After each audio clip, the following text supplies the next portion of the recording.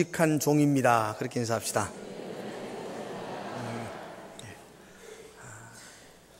지난 한 주간 동안 여러분들이 기도해 주셔서 중국을 다녀왔습니다. 저희들이 섬기고 있는 신학교는 중국의 하남성에 위치하고 있습니다. 중국 하남성은 정주라는 도시가 중심지 도시고, 여러분이 아는 낙양이라는 도시가 거기에 있습니다.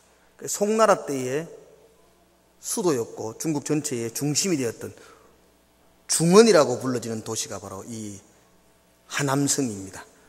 그러니까 소림사가 거기에 있고, 또 삼국지의 중심 배경이 되었던 무대가 바로 이 중국에 있는 하남성입니다.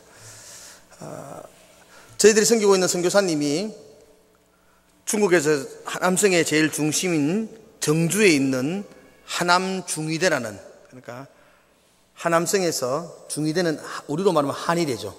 하남중위대라는 나라에서 인정한 큰 대학교가 있습니다. 좀 낮출래요? 울리는데.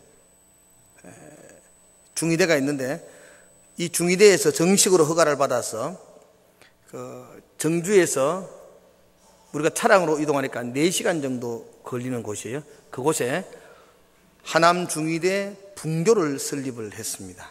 지금 건물도 잘 지어놓고 대학생들을 모집해서 그러니까 한의사, 중의사 공부를 시키는 학교가 있습니다.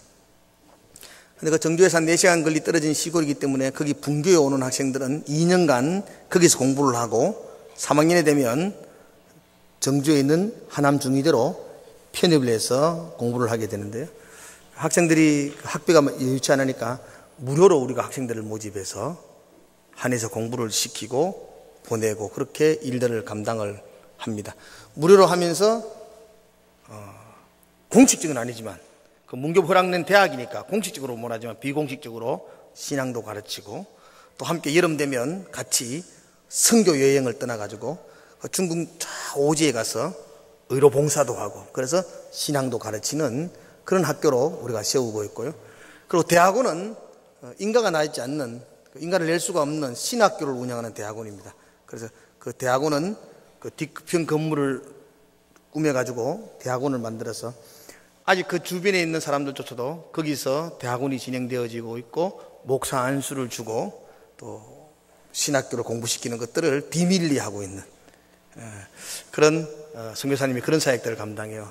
저희들이 그날 첫날 도착할 때가 북경에 가서 정주로 비행기를 타고 갔다가 정주에서 4시간 동안 버스를 타고 학교에 들어갔는데, 도착하니까 새벽 한 2시 정도, 1시 반이 넘었는 그 시간에 도착을 했고,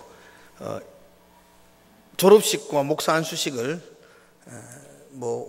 10시나 11시 이렇게 하면은 주변에 인사들이 와서 알기 때문에 우리가 6시에 잠깐 눈 붙이고 6시에 일어나서 졸업식과 목사 안수식을 하고, 그리고 11시에는 중위대 문교부 인정된 중위대 졸업식과 중위대 또 입학식을 또 거행하고, 또 그 이후에는 또 우리 신학교 졸업했던 목사 여러분이 안수받은 사람들이 한 가정이 결혼식을 해가지고 또 결혼식도 우리 같이 갔던 목사님이 집례도 하고 그런 일들을 감당하고 인근을 돌아보고 오게 되었습니다.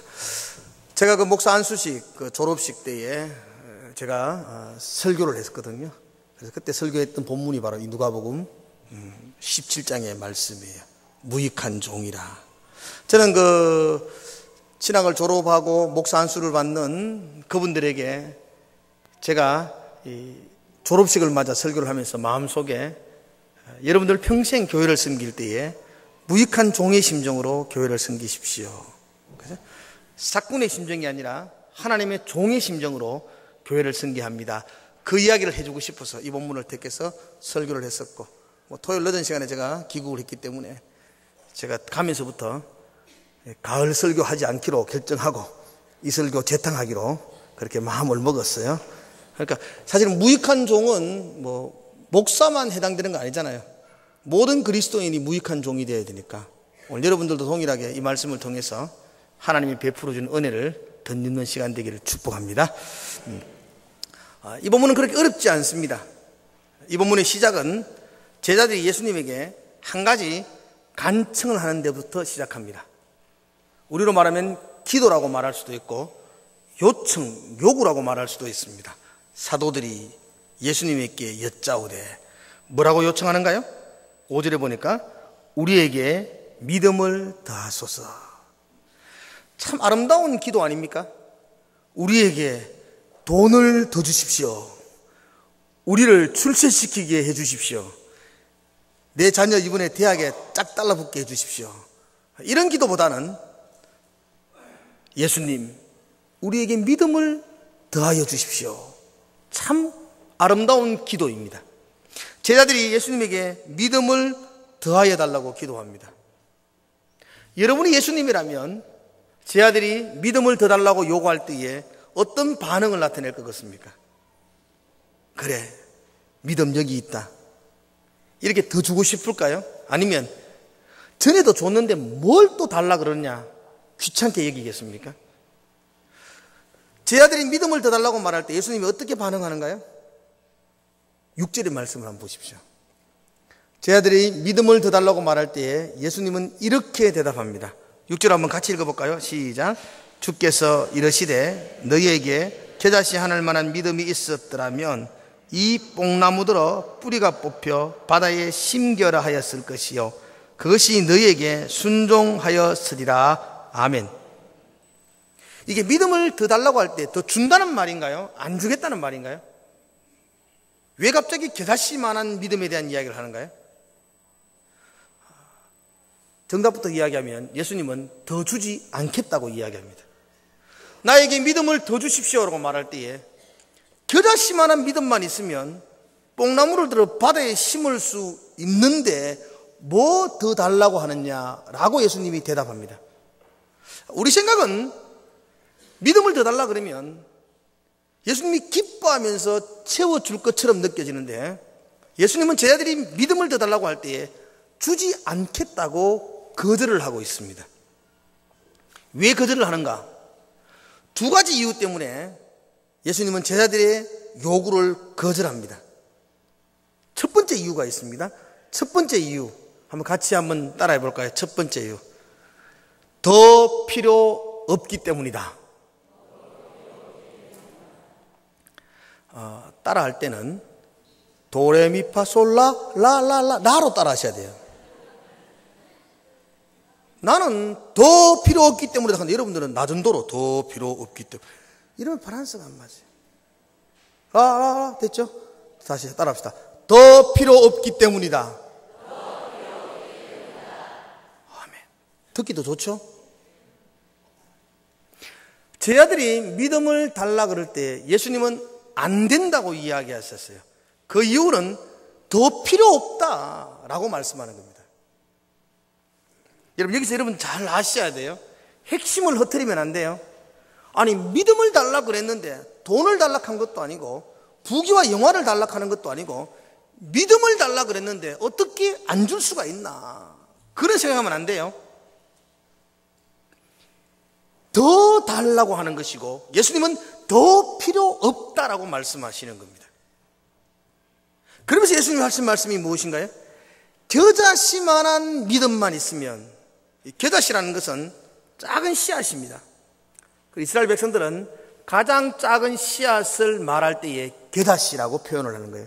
그러니까 가장 작은 씨앗과 같은 겨자씨만한 믿음만 있어도 산에 심기운 뽕나무를 뽑아서 바다에 심을 수 있다는 거죠.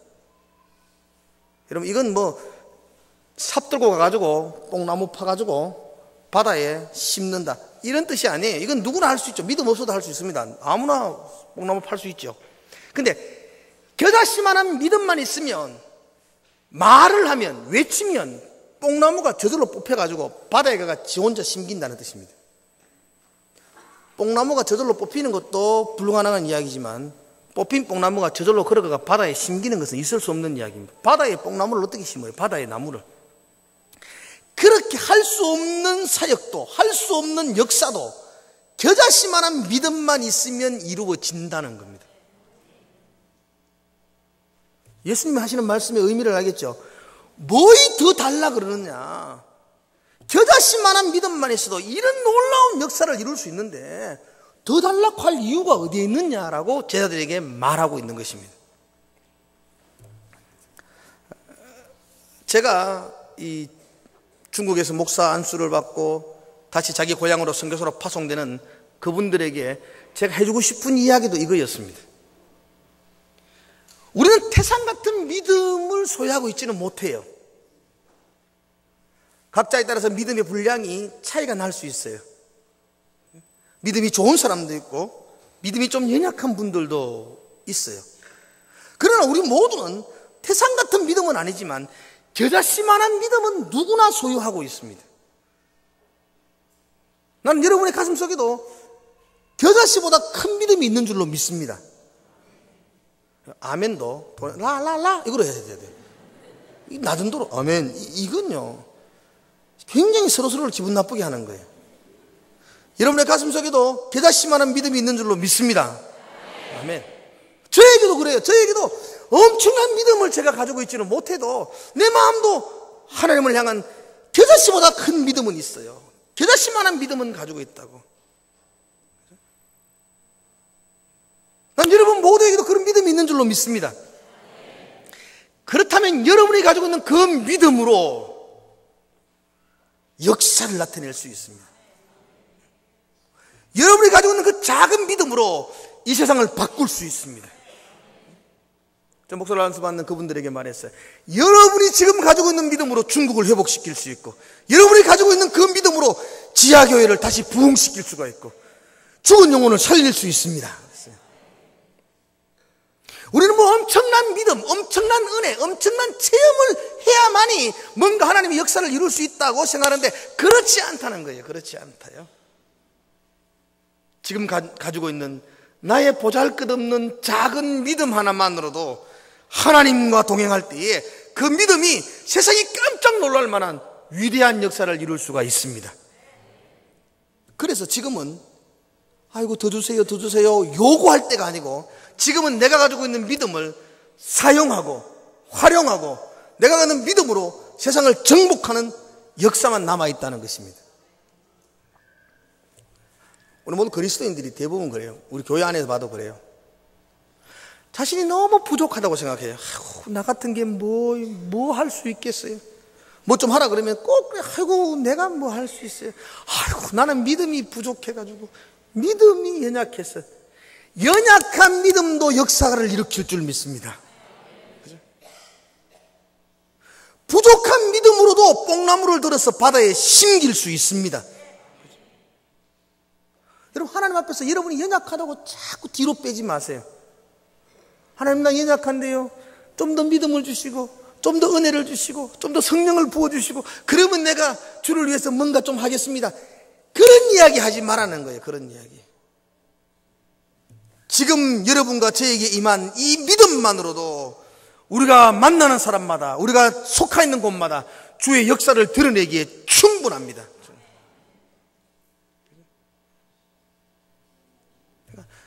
하나님께 기도할 때도요 자꾸 이 벌레만도 못한 존재가 자꾸 그런 이야기 하지 마시라니까.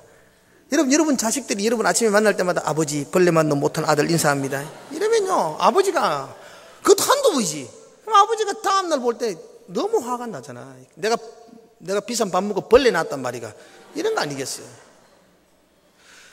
여러분이 사람 앞에 설 때에는 겸손한 모습으로 머리를 숙여야 하지만 여러분들 가슴 속에는 하나님의 능력과 역사와 세상을 바꿀 수 있는 믿음이 있다는 자부심, 능히 세상을 바꿀 수 있다는 긍지를 가지고 이 땅에 나아가시기를 축복합니다. 오늘 예수님이 하신 말씀을 여러분들 곡해하지 마십시오. 믿음을 달라 그럴 때 예수님이 안 준다는 게 아니에요. 충분하다는 것입니다. 그것을 사용하라는 것입니다. 더 주세요 더 주세요 뭔가 나의 가슴에 하나님의 은혜를 더 채우려고 애쓰지 마시고 지금 받았던 은혜를 가지고 세상을 뛰어나가면 세상이 우리 발 앞에 무릎을 꿇을 줄로 믿습니다. 예수님 우리에게 말씀하셨잖아요. 뱀과 정갈을 밟으며 원수의 능력을 제어할 모든 권세를 주셨으니 너희를 해할 자가 결단코 없다고 말씀하셨어요. 여러분이 가는 곳마다 사탄이 한 길로 왔다가 7길로 도망갈 줄로 믿습니다. 나는 부족했어요. 사탄이 날 잠으로 달라듭니다. 절대로 그런 일이 없습니다. 우리 속에 있는 그다시 많은 믿음만 가지고 있다 할지라도 사탄은 우리 발 앞에 벌벌 떨며 무릎을 꿇을 줄로 믿습니다. 여러분들 스스로 난 너무 믿음도 없다 그렇게 생각하지 마세요. 나는 교회 오면 매일 잠만 자고요, 매일 자부는데요, 자불러도 나가도 마귀는 뜹니다. 작은 믿음만 있어도. 그죠? 하나님의 역사가 그와 함께 할 때에 뽕나무가 바다에 심겨지는 놀라운 역사를 경험할 줄로 믿습니다. 그래서 오늘 첫 번째, 예수님이 더 달라 그럴 때 안 주겠다는 것은 주지 않겠다는 말이 아니고 지금 가지고 있는 것으로 세상을 정복해라, 지금 가지고 있는 것을 활용해라, 지금 가지고 있는 것만으로도 충분하다. 그죠? 우리에게 그렇게 격려해 주고 있습니다. 두 번째 이야기를 하십니다. 두 번째 이야기는 7절과 10절의 이야기입니다. 이 7절과 10절은 우리가 널리 잘 알고 있는, 당시 사람들이 널리 익숙하게 접하고 있는 생활의 한 풍속을 예화를 들어 설명합니다. 여기 이런 이야기가 나옵니다. 한 집에 종이 있습니다. 종은 이른 아침에 일찍 일어나가지고 밭에 일하러 나갑니다. 열심히 하루 종일 일을 했습니다. 점심도 제대로 먹지 못하고 땀을 흘리며 일했습니다. 해가 니웃니웃 저뭅니다. 종은 집으로 돌아옵니다. 집에 돌아와 보니까 주인은 대청마루에 앉아 있습니다. 제가 주인이라면 하루 종일 땀 흘려 일한 종이 들어오면, 이리 오느라 너 너무 수고했지, 오늘 하루 너무 날씨도 더웠는데 너 고생 많이 했네, 너 여기 좀 앉아 있으라, 내가 얼른 가서 밥 차려 올게, 이렇게 할 주인이 있겠느냐는 겁니다. 없다는 것입니다. 주인은 하루 종일 집에서 쉬고 있다가도 종이 늦게 돌아오면 그 종이 다시 허리띠를 동이고 부엌에 들어가서 밥상을 차려서 주인에게 가지고 옵니다. 주인님, 식사하십시오. 엄만한 주인이라면 이 정도 되면은, 아이고 그래, 니도 여기 와서 같이 먹자, 내 하루 종일 놀았는데 나는 배도 안 고프다, 니 수고했지, 같이 먹자, 같이 먹자, 이렇게 말할 주인도 없다는 것입니다. 그렇게 할 주인이 있겠느냐? 없다는 것입니다. 종은 밥상을 다 차려주고 혼자 뒤로 물러나가지고 부엌 한쪽 기퉁이에 가가지고 찌끄레기 그다 모아가지고 밥그릇에 비벼가지고 그렇게 밥을 먹으며 앉아 있어야 한다는 겁니다.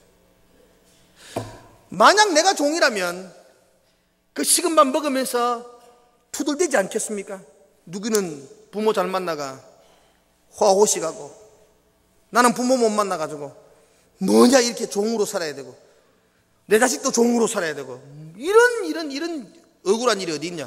그럼 좀 밥그릇 때리면서 그렇게 밥을 먹을 건데, 종은 그렇게 하지 않는다는 겁니다. 마땅히 불평하고 원망이 나올 건데 종은 뭐라고 한다고요? 10절에 여러분이 한번 보십시오. 10절 같이 한번 읽어볼까요? 10절 시작. 이와 같이 너희도 명령받은 것을 다 행한 후에 이르기를 우리는 무익한 종이라, 우리가 하여야 할 일을 한 것뿐이리라 할지니라. 아멘. 놀라운 이야기잖아요.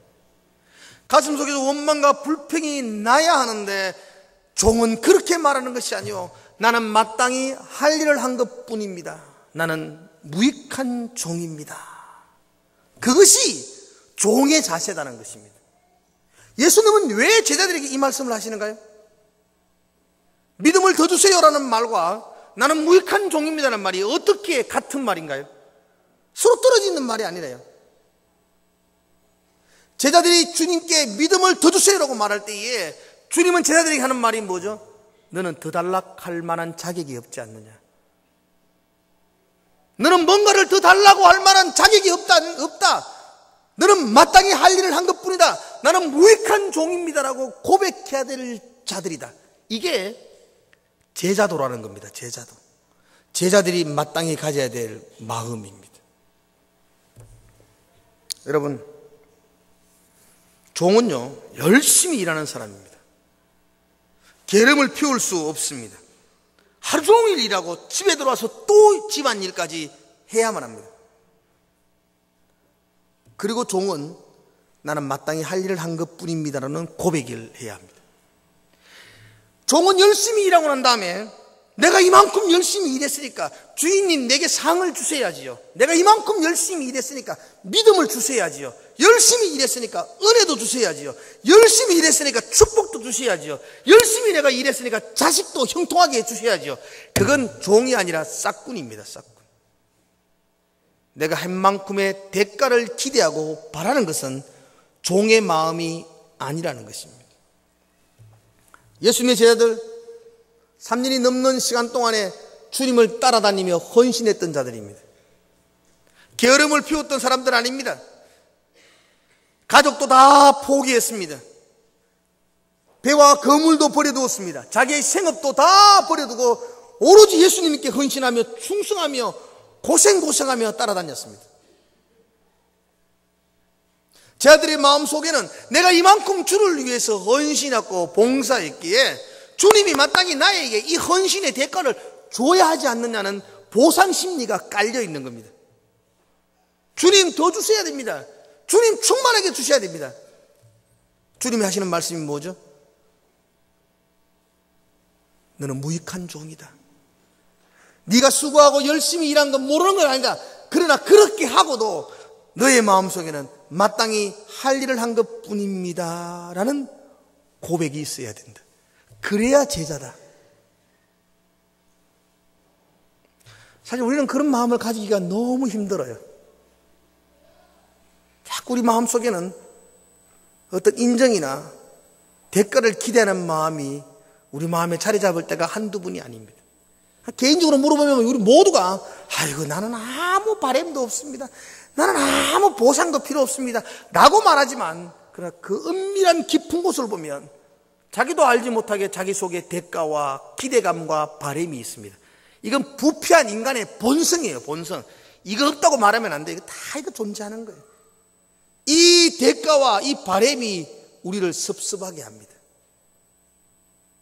이 대가와 바람은 아무런 사역도 감당하지 아니하고 주를 위해서 헌신하지 않는 사람들에는 이 바람과 대가가 없습니다. 주일날 교회 한 번만 딱 오고 마치면 불이 났게 집에 가고, 그죠?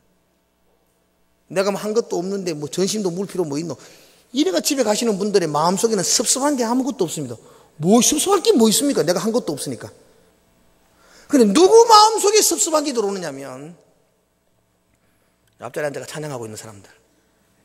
문제는 이 사람들. 나는 아침 일찍 와서 연습하고 찬양하고 교사로 섬기고 헌신하고 식당에서 이 더운 날 땀 흘리며 봉사하고, 그런 분들의 마음속에 내가 이만큼 헌신한데도 불구하고 아무도 날 알아주지 않고 누가 내게 잘한다고 말하지도 않고,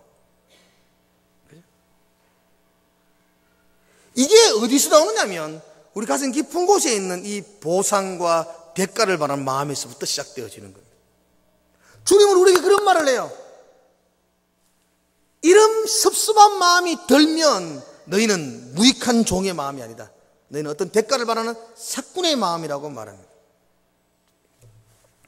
누가복음 20장, 요한복음 20장에 보면 이런 이야기가 등장합니다. 예수님이 예루살렘 성전으로 올라가고 있을 때였습니다. 예루살렘 성전으로 마지막 입성을 하면 예수님이 영광의 왕으로, 그죠? 모든 사람에게 환영을 받고 칭송을 얻을 마지막 사역의 끝자락을 달려가고 있을 때에 지하들이 그 사실을 다 알았어요. 그때 야고보 요한이 그 올라가는 길 속에 자기 엄마, 자기 어머니를 데리고 와가지고 예수님에게 한 가지 간청을 합니다. 주님의 나라가 임할 때에 우리 두 아들 야고보와 요한을 하나는 우편에 하나는 좌편에 앉게 해주십시오. 여기 청탁이죠. 두 사람만 그런 마음이 가지고 있었냐? 아니, 이 사실이 나중에 제자들이 다 알고 난 다음에 모든 제자들이 화를 내고 분을 내었어요. 나도 그러고 싶었는데 선수를 뺏긴 것 때문에 모든 제자들이 화를 내는 거예요. 이 모든 마음속에 영광의 왕으로 예수님이 임할 때에 좌편과 우편에 앉고 싶은 마음이 모두에게 있었다고. 주를 위해 3년을 헌신하고 따라다녔으니까 그 대가와 보상이 그들에게 주어지기를 기다렸습니다. 그때 예수님이 야고보 요한을 불러놓고 이런 이야기를 해요. 너희가 내가 마시려는 잔을 마실 수 있느냐? 예수님이 십자가 이야기하는 거죠.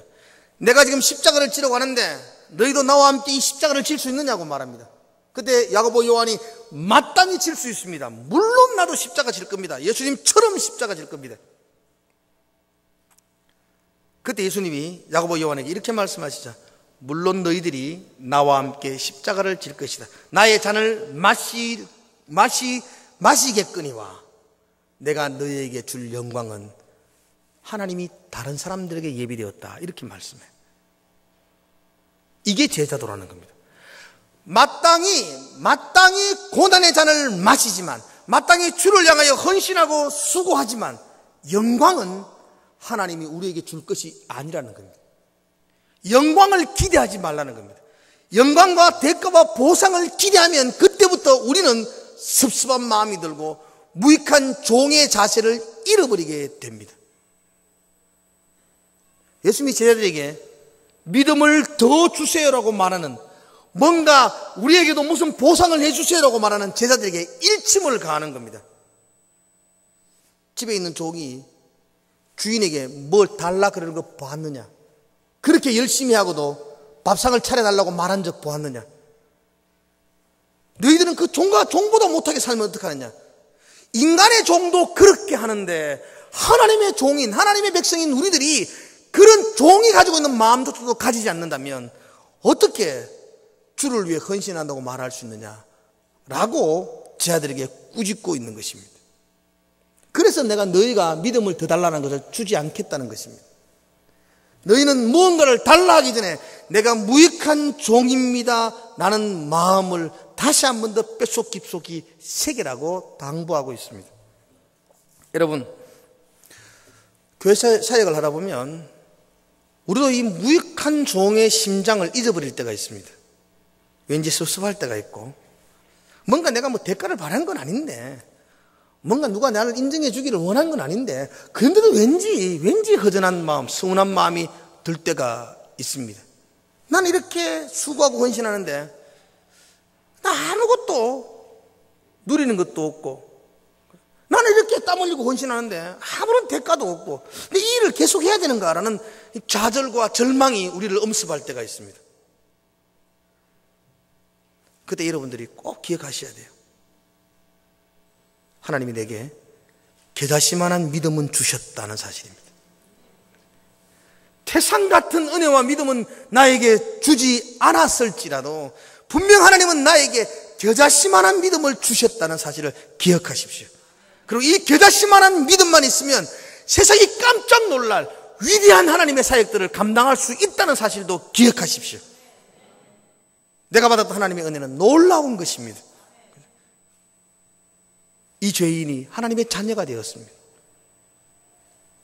이 패역한 인간이 하나님을 예배하는 자가 되었습니다. 하나님께 기도할 수 있는 특권을 누리게 되었습니다. 이것이 하나님이 나에게 주신 겨자씨 같은 은혜입니다. 이 겨자씨 같은 은혜가 있다면, 그 은혜를 묵상한다면 내가 하나님 앞에 나올 때마다 뭔가 더 필요한데요라는 말하기보다는 하나님, 내게 주신 것으로 만족합니다. 하나님이 그동안 내게 베풀어 주신 것으로 나는 부족함이 없습니다. 나는 그 은혜 때문에 헌신했지만 이건 마땅히 할 일을 한 것뿐입니다. 나는 무익한 종입니다 라는 고백을 할 수가 있습니다. 여러분 가슴 속에 그런 고백이 식어지지 않기를 주의 이름으로 축복합니다. 더 많이 수고하십시오. 더 많이 헌신하십시오. 그리고 여러분의 입에서 마땅히 할 일을 한 것뿐입니다 라는 그 고백을 드릴 수 있어야 됩니다. 왠지 허전한 가슴이 밀려온다면 하나님이 내게 주셨던 이 겨자씨만한 믿음을 붙들으십시오. 이 믿음만 있으면 세상을 바꿀 수 있는 놀랍고 위대한 일들을 감당할 수가 있습니다. 한 주간 동안 이 말씀 붙들고 우리 주변에 하나님의 사랑이 식어져 있는 사람들을 향하여, 우리 주변에 어둡고 깜깜한 영혼들을 향하여 여러분이 좀 더 수고하기 위해서 달려가십시오. 내만 이렇게 수고해야 돼? 예, 수고하셔야 됩니다. 겨자씨 같은 믿음 붙들고 한 번 더 수고하며 달려가셔야 됩니다. 그리고 여러분 주님 앞에 무릎을 꿇을 때마다 주님, 나는 마땅히 할 일을 한 것뿐입니다. 나는 무익한 종입니다. 그렇게 고백하며 은혜의 눈물을 흘릴 수 있는 그런 여러분 되시기를 주의 이름으로 축복합니다. 기도하겠습니다. 하나님 아버지, 무익한 종임을 고백합니다. 그 고백으로 살게 하여 주시옵소서. 하나님이 내게 주셨던 그 받은 은혜, 그 겨자씨 같은 믿음을 내가 오늘 붙들게 하여 주시고 그 믿음을 활용하고 그 믿음을 사용하여 이 땅을 변화시킬 수 있는 믿음의 역사의 주인공 되게 하여 주시옵소서. 예수님의 이름으로 기도드리옵나이다. 아멘.